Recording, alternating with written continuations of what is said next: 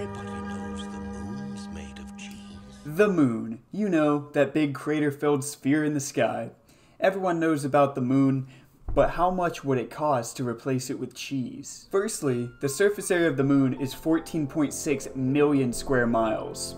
This massive number is actually smaller than the surface area of Asia. The moon's surface is covered with thousands of craters and a lot of dust. Converted to pounds, the moon weighs 1.62 times 10 to the 23 pounds, which is about 162 sextillion pounds. Decent quality mozzarella cheese can be had for about $4.50 per pound. Conversely, the most expensive cheese in the world, Pule from Serbia, is about $272 per pound. If we purchase all of the cheese needed, it would cost $72.9 sextillion to get all of the mozzarella and 4.41 septillion to get Pule.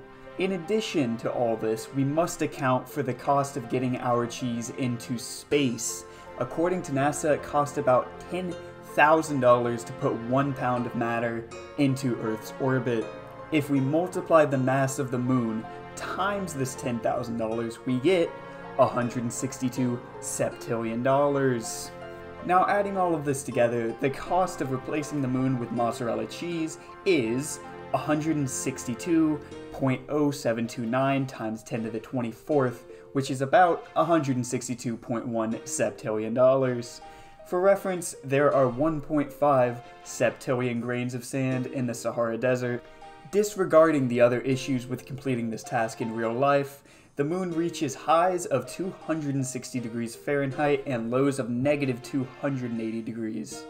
If we did get a giant mozzarella ball into space, it would melt from solar radiation, because mozzarella melts at 130 degrees Fahrenheit. If you enjoyed the absolute stupidity of this video, be sure to check out the rest of my channel. Also, if you want to see more content like this, make sure to like and subscribe.